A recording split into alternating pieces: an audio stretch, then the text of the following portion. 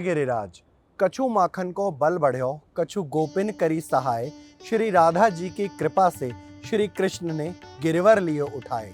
आप सभी को गोवर्धन पूजा, अन्नकूट पूजा और विश्वकर्मा पूजा की संस्कार परिवार की ओर से बहुत बहुत शुभकामनाएं। मैं हूं आपके साथ रमन शर्मा। कार्तिक मास की प्रतिपदा तिथि को भगवान श्री कृष्ण ने अपनी छोटी उंगली पर गिरिराज को धारण करा और तभी से गोवर्धन पूजा का प्रचलन शुरू हुआ। आज हमारे साथ इन्हीं सब विषयों पर बात करने के लिए उपस्थित हैं ब्रिज क्षेत्र से पंडित सुरेश जी। पंडित जी, आपका बहुत बहुत स्वागत है। जय श्री राधे, जय श्री राधे। गुरुराज महाराज जी की जय। तो मैं ये चाहूंगा पंडित जी कि सबसे पहले आप भगवान श्री कृष्ण का कोई एक मंत्र से हम इस प्रोग्राम की शुरुआत करें। कृष्णाय वासुदेवाय हरे परमात्मे प्रणत क्लेश नाशाय गोविंदाय नमो नमः। हम इस चर्चा पे विशेष उपस्थित हुए हैं। पंडित जी, सबसे पहले तो हम ये जानेंगे कि जो ब्रिज क्षेत्र है वो कोई पर्वतीय क्षेत्र नहीं है, ना ही आस वहाँ पर जो है कोई पर्वत है, तो फिर जो ये गिरिराज पर्वत हैं वो वहाँ पर कैसे प्रकट हुए? देखिए, अलग अलग कहानी है। कहते हैं ना, हरि अनंत हरि कथा अनंता। एक कहानी तो पुलस्त ऋषि के माध्यम से भी हम जानते हैं कि पुलस्त ऋषि एक बार हिमालय में घूमने गए तो वहाँ उनको ये द्रोण जी के पुत्र से गिरिराज जी पर्वत पसंद आए। उनको अपने काशी क्षेत्र में साथ लाने के लिए आग्रह किया। पिताजी तो इनका नहीं देना चाहते थे, लेकिन इन्होंने स्वयं हाँ की और चलने को तैयार हुए। लेकिन अपनी शर्त रखी थी कि जब यहाँ अगर आप मुझे रख दोगे तो फिर उसके बाद फिर मैं आगे नहीं बढ़ पाऊँगा। तो पुलस्त ऋषि जी जो रावण जी के दादाजी थे, तो वो इनको द्रोणगिरी के यहाँ से लाए थे। द्रोण जी के बेटे हैं, हिमालय पर्वत से इनको लाए हैं। और ब्रज क्षेत्र जैसे आया, ब्रज भूमि एक ऐसी भूमि है, इस धरती से विशेष विलग है। जैसे कहते हैं कि धरती में गुरुत्वाकर्षण बल होता है, ऐसे ब्रज भूमि में कोई विशेष बल है जो स्वयं परमात्मा को भी अपने ऊपर से खींच लेते ही ब्रज भूमि। तो परमात्मा वहाँ स्वयं अवतार लेते हैं। तो जैसे ब्रज धाम आया तो इस गिरिराज पर्वत ने यहाँ से चलने के लिए अपना आगे मन नहीं बनाया कि भाई मुझे यहाँ रहना है। भगवान आएंगे और मेरी तलहटियों में भगवान लीला करेंगे, दर्शन करने का लाभ मिलेगा। तो उन्हीं की कृपा से पुलस्त ऋषि को लघु शंका का दबाव बना तो उन्होंने इस पर्वत जी को ब्रज में रख दिया। लेकिन जब दोबारा उससे निवृत्त होकर के ले चलने लगे तो फिर भार बढ़ गया, उठ नहीं पाए। तो गिरिराज जी ने स्मरण कराया कि भाई देखो, मैंने आपको ये शर्त रखी थी। तो फिर इनको पुलस्त जी के साथ चलने के लिए इनकार कर दिया और तो ये वहीं विराजमान हो गए। एक कथा आवंतर राम कथा से जुड़ती है कि श्री हनुमंतलाल सारे बानर जब पत्थर लेने के लिए गए थे कि भाई श्वेत बंद रामेश्वर बांधा जा रहा है, तो जो बानर जहाँ जहाँ से तो हनुमंतलाल चले गए हिमालय के पर्वत माला में, तो इनको सबसे बड़ा पर्वत ही लगा और कहा कि चलो मैं राम जी के दर्शन कराने के लिए तो मैं ले चलता हूँ। राम जी के दर्शन ही नहीं, राम जी के चरणों का स्पर्श भी तुम्हें होगा, तुम्हारे भाग खुल जाएंगे। तो मन में बड़े हर्षित हुए, ओ मुझे राम जी के दर्शन मिलेंगे। बिल्कुल, उनके चरण भी, वो पुल बांधने का कार्यक्रम चल रहा है और तुम बड़े योगदान दो अपना, तो श्री राम जी तुम्हारे ऊपर चरण स्पर्श करके जाएंगे।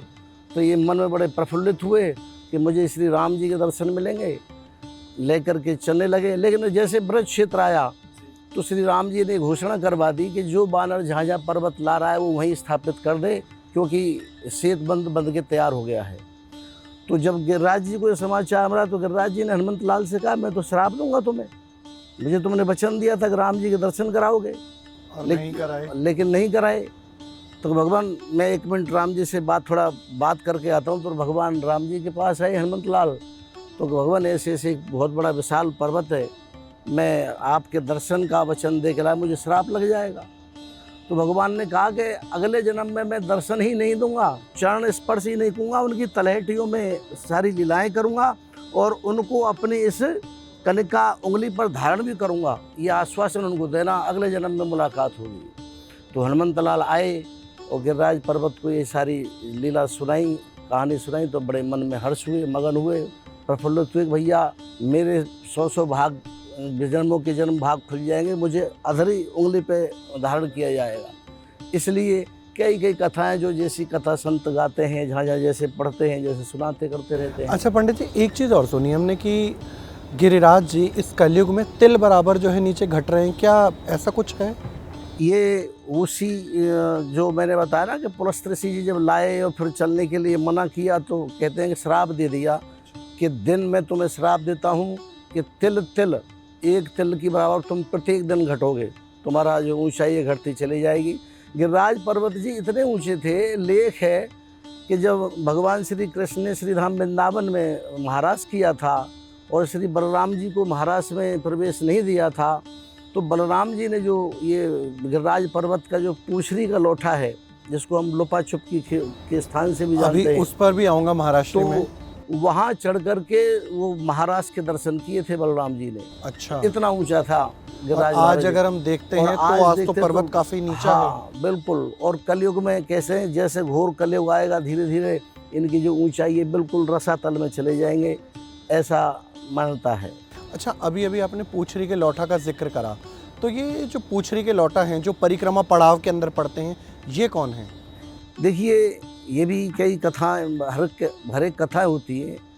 इसमें पूछरी जो ये पर्वत गिरिराज श्री पर्वत है, ये जैसे गाय का हिस्सा पीछे का होता है, पूछ कहलाया जाता पूछ है, कहलाया जाता है। ऐसे ही ये ठीक ये हिस्सा पूछ पीछे का हिस्सा है तो पूछ कहलाया जाता है।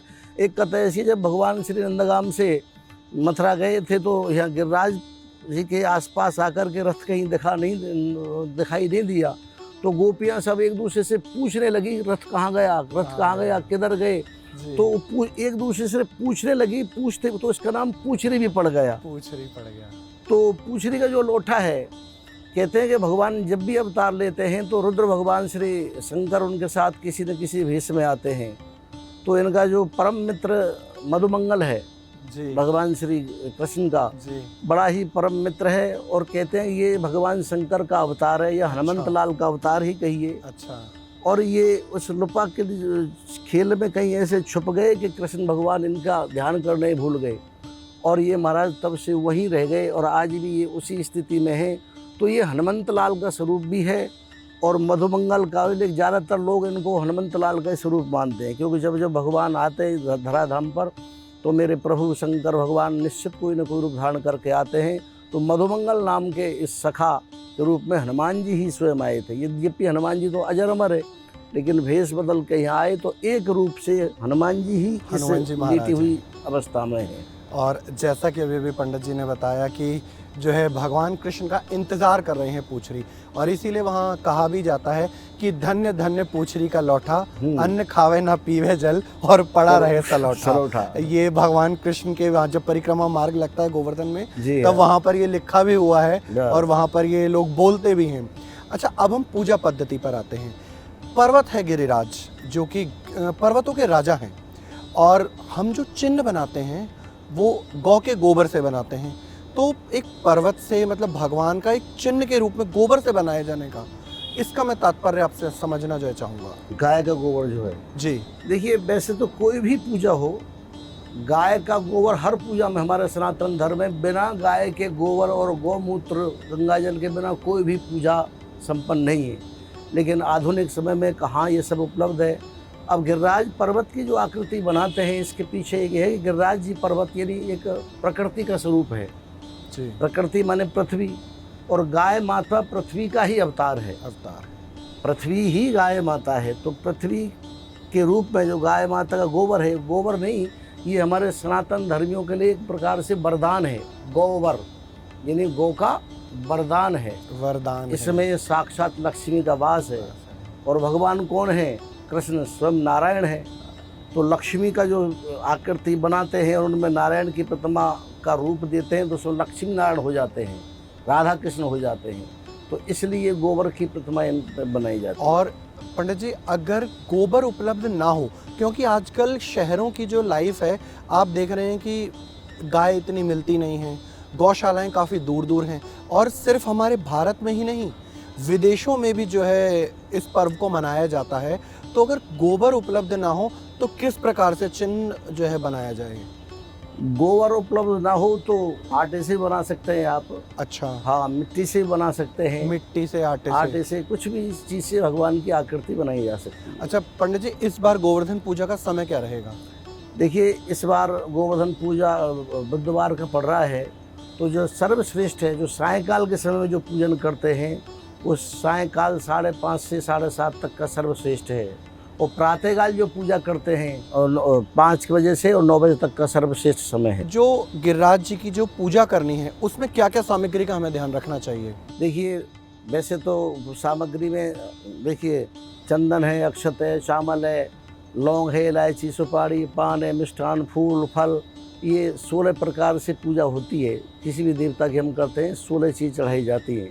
तो विशेषकर ये चीज़ है, चावल है, लौंग, इलायची, पान, सुपारी, फूल माला, फल माला और मिष्ठान आदि, इन चीज़ों से हम भगवान को मतलब पूजा सामग्री ले सकते हैं। पंडित जी, अब मैं आपसे परिक्रमा के बारे में जानना चाहूँगा कि जब गिरिराज जी का चिन्ह बनाया जाता है इस दिन, तो कितनी परिक्रमा लगानी चाहिए? और जब हम घर में पूजन करते हैं तो क्या हमें उसका फल वही प्राप्त होता है जो ब्रज क्षेत्र में हमें गोवर्धन की तलहटी में जो है परिक्रमा लगाने से प्राप्त होता है? देखिए, परिक्रमा हम लगाते हैं तो हमें 4 परिक्रमा लगानी चाहिए। मनुष्य के जीवन के पुरुषार्थ हैं 4 फल: धर्म, अर्थ, काम, मोक्ष। तो नारायण की जो परिक्रमा लगती है वो 4 परिक्रमा लगती है, तो नारायण स्वरूप है। रही बात घर में, जब इसकी आकृति बना के हम पूजा करते हैं, परिक्रमा लगाते हैं, जैसे गोवर्धन की पूजा के दिन विशेष करके, और दिन में नहीं, विशेषकर गोवर्धन की पूजा में, और या कहीं जैसे अनुष्ठान चल रहा हो, भागवत कथा चल रही हो, तो वो गोवर्धन पूजा जिस समय आता हो, अगले दिन आता है 5वें दिन, तो उस समय अगर भाव से, प्रेम के साथ, श्रद्धा रखते हुए इतनी पूजा करें और परिक्रमा लगाएं, तो निश्चित, ये पुराणों में लिखी कथा है कि निश्चित उतना फल मिलता है जितना आप वहाँ जा कर के 21 किलोमीटर की परिक्रमा लगा करके जो आपको पुण्य की प्राप्ति होगी, फल मिलेगा, वो घर बैठे हुए मिल सकता है। वो घर बैठे हुए मिल जाए। भाव श्रद्धा के साथ। पंडित जी, बहुत अच्छी बात बताई आपने। एक चीज़ और कि भाई, जब अब हम महात्म्य जान ही रहे हैं, तो श्रीमद् भागवत के अंदर जो गोवर्धन जो है पूजा का महात्म्य, थोड़ा सा आप हमारे दर्शकों को और बताएं। पूजा का महत्व। देखिए, दिवाली से अगले दिन द्वापर में जब भगवान अवतार लिए हुए थे कृष्ण, तो उस समय इंद्र की पूजा होती थी ब्रज में। तो इंद्र की जब पूजा होती, तो भगवान ने इंद्र की पूजा को रुकवाते हुए वनों की, पहाड़ों की, पर्वतों, बहुत से बड़े उपदेश दिए अपने समाज को। तो उनके भाई लला, ये इंद्र भगवान है, बारिश करते हैं, इससे हमें अन्न धन मिलता है, तो इसलिए हमको एक दिन उनको भगवान मानते। तो भगवान ने कहा, इंद्र भगवान नहीं है, बारिश करना इंद्र का कर्म है, वो तो करेगा, चाहे पूजो या मत पूजो। अगर गाय को चारा मिलता है तो वन देवताओं से मिलता है, पर्वतों से मिलता है, तो इनकी पूजा करो। तो उस समय 56 भोग का प्रसाद बनाते थे पूरे ब्रजवासी। इसके पीछे भी कई कथा है। तो जब ये भोग लगाने के लिए ब्रजवासी गए अपनी गाड़ियों में सामान लद लद करके, और जैसे ही वहाँ पहुँचे तो सबसे पहले जल चढ़ाते हैं। जल चढ़ाया तो जल बह गया, पान जो भी है, दूध चढ़ाया, दही चढ़ाया, 56 जो भी मिष्ठान चढ़ाया, खीर है, माल है, पुआ, रबड़ी, सब बहते गए, पर्वत है। तो ब्रजवासी बोले, लाला, हम तो इंद्र भगवान को जितना भी सामग्री, जितना भी देते थे, उस सब वो हजम कर जाते थे, पा लेते थे, तेरा कैसा भगवान? तो ये तो कुछ पा ही नहीं रहा। तो फिर उस समय भगवान श्री गिरिराज जी की तरफ मुख करके खड़े हुए, और भगवान श्री कृष्ण अपने एक अंश से उसमें समाहित हो गए। बलगिराज महाराज जी की जय। और फिर ब्रजवासियों से कहा कि तुम अब चढ़ाओ।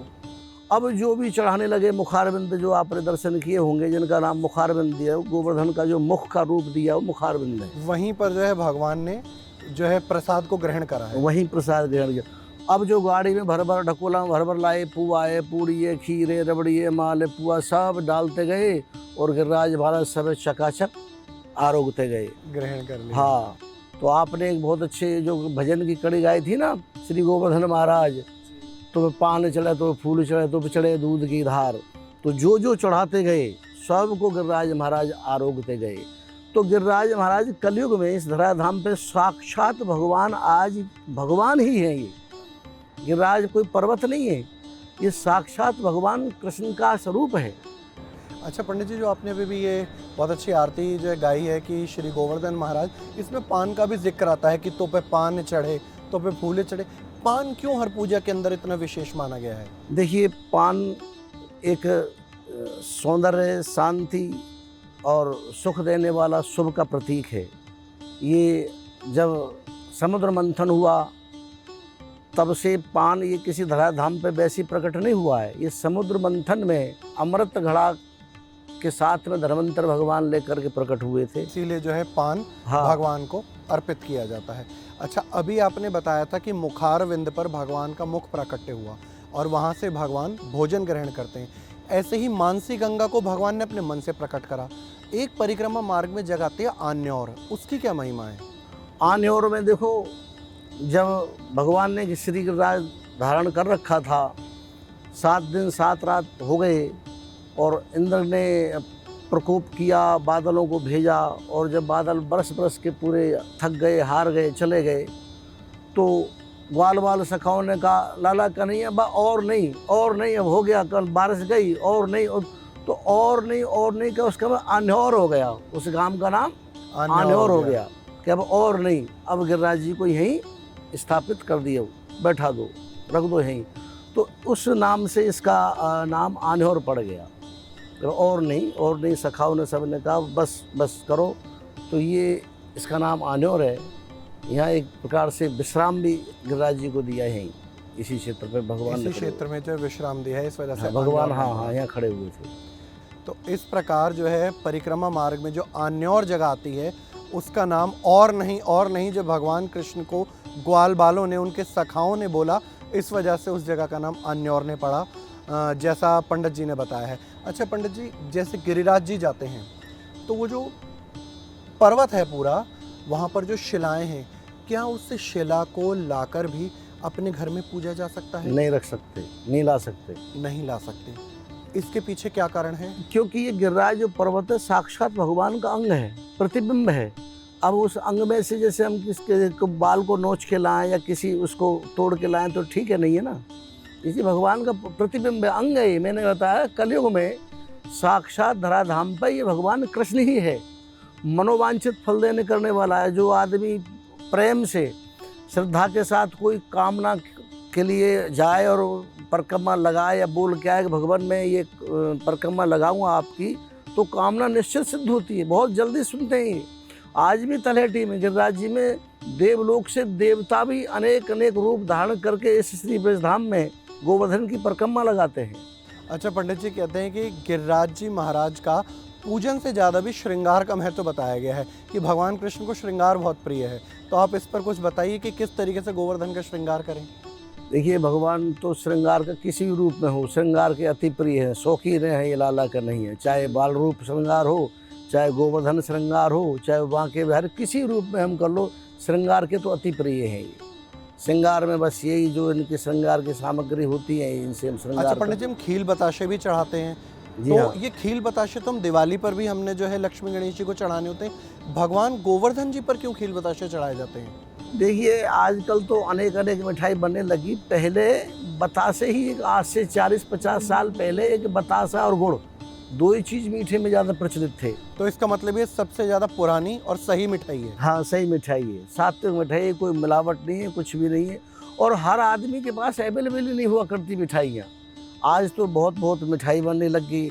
बहुत पहले तो घर में ही बनाया करते थे, चाहे पुआ बनाए, पूड़ी बनाए, खीर बनाए, रबड़ी बनाए, पहले घर में ही बनाया करती थी। हलवाइयों के पास से लाने की किसी की क्षमता नहीं हुआ करती थी। और सनातनी मिठाई इन्हीं को बोलते हैं। पंडित जी, आप हमारे सारथी बने, हमें गोवर्धन पूजा के जो बारे में इतनी अच्छी आपने जानकारी बताई, समय से लेकर और पूजन से लेकर हर प्रकार की आपने हमें जानकारी दी। आपका बहुत बहुत धन्यवाद। जय श्री गिरिराज। तो आप भी गोवर्धन पूजा के दिन गोवर्धन का जो चिन्ह बनाना है, उसको गौ के गोबर से बनाएं, सुंदर रंगोली से सजाएं, दीप मालाओं से सजाएं और पूरा परिवार मिलकर गोवर्धन की पूजा करें। आप सभी को गोवर्धन पूजा की संस्कार परिवार की ओर से बहुत बहुत शुभकामनाएं। जय श्री गिरिराज।